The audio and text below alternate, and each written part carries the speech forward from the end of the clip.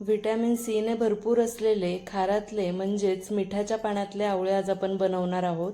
हे आवळे एकदा बनवून तुम्ही वर्षभर स्टोअर करून ठेवू शकता। लोणच्याच्या जागी हे 2 ते 3 आवळे जरी तुम्ही घेतलेत जेवणाबरोबर तरीही चालेल। किंवा व्हिटॅमिन सी ची कमतरता असेल तर हे रोज 2 आवळे तुम्ही खाऊ शकता। पण त्यासाठी तुम्हाला हे आवळे मिठाच्या पाण्यात असे स्टोअर करून ठेवावे लागतील, कारण हे आवळे प्रत्येक सीझनला मिळत नाहीत, फक्त उन्हाळ्याच्या सीझनमध्येच मिळतात। आवळा तुम्ही कोणत्याही स्वरूपात खाल्लं तरी त्याचे पूर्ण फायदे तुम्हाला मिळतात। त्यामुळे आज आपण मिठाच्या पाण्यातले आवळे बनवणार आहोत। हे मी अर्धा किलो प्रमाणात राय आवळे घेतलेले आहेत।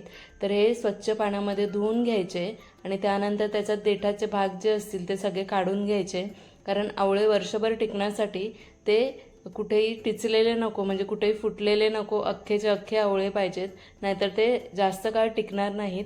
त्यामुळे एकदम कुठेही डाग नसलेला आवळा घ्यायचा आहे आणि स्वच्छ धुवून घ्यायचे आहेत। तर हे अर्धा किलो प्रमाणात मी घेतलेले आहेत, ते स्वच्छ धुवून त्याला कोरडं करून घ्यायचं आहे। आवळे मी स्वच्छ धुवून घेतलेले आहेत।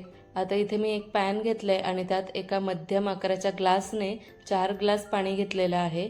कांदा पोहे खाण्याचा चमचा असतो त्याने मी 2 चमचे भरून मीठ घालणार आहे। त्यासोबतच त्याच चमच्याने अर्धा चमचा हळद पावडर घालणार आहे। तर आता एकदा हे मिक्स करून घेऊया आणि हे पाणी गरम करायला ठेवून देऊया।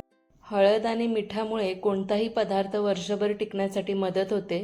तर हे हळद आणि मिठाचं पाणी जे आता आपल्याला उकळवून अर्ध करून घ्यायचंय, तर अगोदर मी झाकण देऊन याला एक उकळी येऊन देते।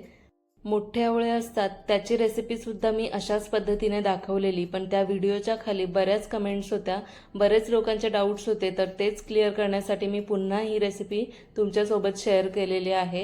पण ही रेसिपी मी छोट्या आवळ्यांसोबत शेअर केलेली आहे। आता राय आवळ्यांचं सीझन आहे, तर तुम्ही उन्हाळ्याच्या सीझनमध्ये हे राय आवळे आणून अशा पद्धतीने बनवून स्टोअर करून ठेवू शकता। आता मी जे आवळे स्वच्छ धुवून घेतलेले ते एका स्वच्छ सुती कपड्यावर काढून घेतलेत आणि हलक्या हाताने हे वरून असे पुसून घ्यायचेत। जमेल तितकं पुसून घ्यायचं आणि मग वरून असा पुन्हा कपडा घालायचा आहे आणि साधारण 15 ते 20 मिनिटसाठी असंच ठेवून द्यायचं, म्हणजे आवळ्यांमध्ये जर ओलावा असेल तर तो कोरडा होऊन जाईल। इथे पाण्याला सुद्धा उकळी आलेली आहे। आता झाकण काढायचं आणि तोपर्यंत हे पाणी आटवायचं जोपर्यंत हे अर्ध होत नाही।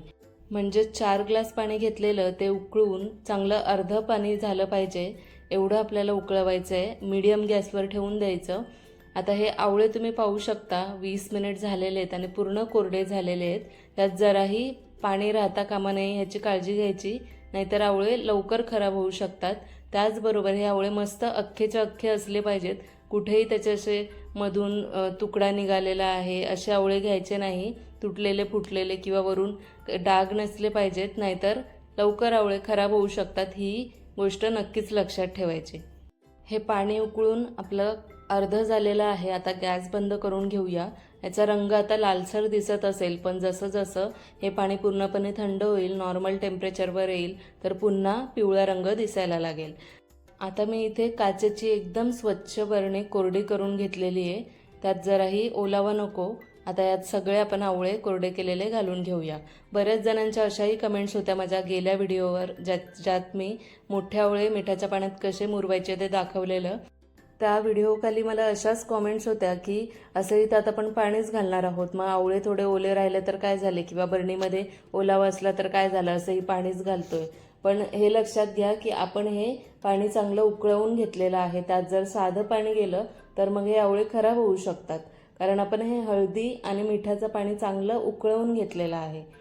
त्यामुळे हे आवळे तयार झाल्यानंतर सुद्धा जेव्हा तुम्ही आवळे काढाल तेव्हा त्यात कोरडा चमचाच घालायचा आहे, जराही वेगळं पाणी यात जाता कामा नये, नाहीतर खराब होतील। तर आता हळद आणि मिठाचं पूर्ण पाणी मी थंड करून घेतलं आणि ह्या बरणीतल्या आवळ्यांमध्ये घालून घेतलं। आवळे पूर्णपणे बुडाले पाहिजेत एवढं आपल्याला पाणी यात घालायचं आहे। आता ह्या मिठाच्या पाण्यात हे आवळे मुरायला साधारण 1 आठवडा तरी जाईल। जर ह्याच जागी तुम्ही ह्यात मोठे आवळे घातलेले असते तर ते तयार व्हायला 20 ते 25 दिवस जातात, पण हे आवळे छोटे असल्यामुळे ते पटकन मुरतात। आता 1 आठवड्यापर्यंत रोज सकाळी उठल्यानंतर तुम्हाला हे आवळे जे आहेत ते वर खाली करून घ्यायचे चमच्याने, रोज करायचं, म्हणजे सगळ्या बाजूने आवळे चांगले मुरतील। तर आज दुसरा दिवस आहे आणि तुम्ही पाहू शकता आवळे छान असे थोडेसे पिवळसर झालेले आहेत। तर आता एकदा हे मिक्स करून घेऊया कोरड्या चमच्याने। दुसरी गोष्ट, तुम्हाला हलका फेस दिसत असेल पाण्यावर. गेल्या व्हिडिओच्या खाली मला बऱ्याच कॉमेंट्स होत्या की आवळ्यांवरती फेस आलेला आहे, म्हणजे आवळे खराब झालेले आहेत. तर असं अजिबात नाहीये. हे आवळे आपण एक प्रकारे फर्मेंट करतोय, वर्षभरासाठी आपण मिठाच्या पाण्यामध्ये मुरवतोय, तर त्यामध्ये हलकासा फेस तुम्हाला जाणवणारच. हा हलकासा फेस येतोय म्हणजे ही एक फर्मेंटेशनची प्रोसेस आहे, ज्यामध्ये हलका फेस येईल आणि थोडासा आंबट वास देखील येईल. तर ज्यावेळेस तुम्ही इडलीचं बॅटर फर्मेंट करता, त्यानंतर जाळी येते वरून आणि त्यासोबतच आंबट वास येतो, तशाच पद्धतीने ही सुद्धा एक फर्मेंटेशनची प्रोसेस आहे. तर त्यावर हलका फेस येईल आणि थोडासा आंबट वास येईल, म्हणून हे आवळे खराब झालेत असं अजिबात नाहीये. तर ही गोष्ट नक्कीच लक्षात ठेवा. तर अजून एक कॉमेंट अशी होती की हे आवळे तयार झाल्यानंतर या पाण्यातून बाहेर काढून ठेवायचे का? तर असं केलं तर आवळे पूर्णपणे 2 दिवसातच खराब होतील.